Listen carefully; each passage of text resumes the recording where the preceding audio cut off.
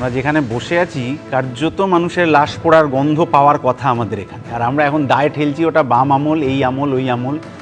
মাননীয় মন্ত্রী একটা ভুল তথ্য দিয়েছেন যে ওই রামসার কনভেনশনটা 71 সালে হয়েছে, তখন আমি তো জন্মাইনি, আরও অনেকেই জন্মাননি, ফলে ওটা বাম আমল বলে দায় ঠেলে দিলে হবে না। 71-এ যারা ছিলেন তাদের দায় ঠেলবেন কিনা বলতে পারি না।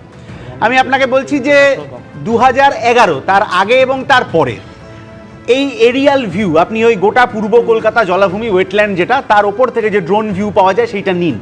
2011 অবধি কতটা সেখানে গ্রিনারি ছিল আর এখন সেখানে কতটা ধূসর হয়ে গিয়ে, ভরাট হয়ে গিয়ে, বাড়ি ঘরদোর ইত্যাদি উঠেছে, সেটা আপনি নিজেরা দেখে নিন, তাহলে আর বাম আমলকে দায় দিতে হবে না। শোভন চট্টোপাধ্যায় থেকে শুরু করে এই ববি হাকিম মেয়র পর্যন্ত ওই গোটা এলাকাটা জুড়ে কত কত বিল্ডিং হয়েছে, কত মাটি কাটা হয়েছে, কত টাকা এসছে, এইটা ওরা নিজেরা হিসেব করতে পারবেন না বোধহয়। এখানে আপনি বলছিলেন না যৌতুকগৃহ, মৃত্যুপুর ইত্যাদি, এন্ট্রি পয়েন্ট, এক্সিট পয়েন্ট ইত্যাদি আলোচনা হচ্ছিল। একটাই এন্ট্রি পয়েন্ট আছে, আপনি তৃণমূলকে টাকা দেবেন আর আপনার ওখানে গোডাউন বলুন, রেস্টুরেন্ট বলুন, আরও কিছু বলুন, আপনি গোটা রাস্তা দিয়ে দেখুন না, গোটা রাস্তা দিয়ে চলতে চলতে ওই গোটাটায় আপনি টাকা দিলে পাবেন না এমন কোনো জিনিস নেই। বাঘের দুধও পেয়ে যেতে পারেন ওখানে, শুধু যেটা পাবেন না সেটা হচ্ছে গাছপালাগুলো কেটে কুটে গেল কোথায়। ফলে আজকে এই জায়গায় এসে দাঁড়িয়েছে যেখানে ঢোকার রাস্তা নেই, কিন্তু তৃণমূলকে টাকা দিলে ঢোকার রাস্তা কেন, ওখানে আরও কিছু হয়ে যাবে। সেই দায়টা আজকে কি কেউ নেবেন? আমি বলছি কেউ নেবেন না। আপনি একটু আগে বলেছেন আগের দুটো ঘটনা, তিনটে ঘটনার দায় কোথায় গেল? কিছুদিন আগে একটি ঘটনাকে কেন্দ্র করে বলা হলো কলকাতায় ওই যে ছাদের ওপর যেসব রেস্টুরেন্ট ইত্যাদি আছে বন্ধ হয়ে যাবে। আজকে সন্ধ্যেবেলা আপনি খোঁজ নিয়ে দেখুন তো রেস্টুরেন্টগুলো বন্ধ আছে না চালু আছে। কলকাতা পুরসভা তো একটা রাজ্য সরকার চলছে, তো তাহলে ফায়ার অডিট হলো কি না, ডিজি একরকম বলছেন, মন্ত্রী একরকম বলছেন, তাহলে রুফটপ রেস্তোরাঁ চালু আছে কি নেই সেটা নিয়ে আর কোনো কথা নেই। প্রতিদিন দুদিন পরপর নতুন ঘটনা আসবে আর পুরনো কাটমানিটা ভুলে গিয়ে নতুন ঘটনাকে কেন্দ্র করে নতুন কাটমানি চালু হবে।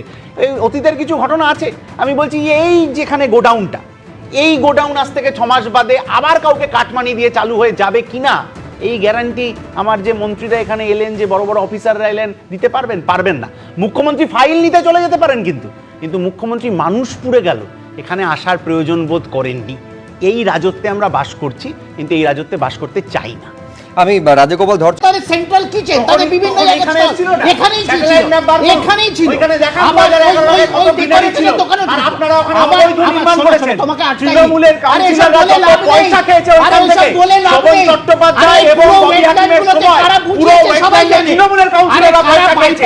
ওই জন্য আপনার কাউন্সিলরকে গুলি খেতে হয়, ওই জন্য আপনার কাউন্সিলরকে অ্যাটাক হতে হয়, কারণ ওখানে কাটমানি গন্ডগোল ছিল বলে। বাইপাসের ধারে জলাভূমি কারা ভরাট করেছে, সারা বাংলার আগে কারা ওখানে জমি ভরাট করেছিল, এবং তোমাকে সালের পর আপনাদের কোন কাউন্সিলর যে বলা হলো রামসার কমিটি, আরে একজন কাউন্সিলর পরের বার ক্যান্ডিডেট হতে পারলো না, এরকম দেখুন এই নাজিরাবাদে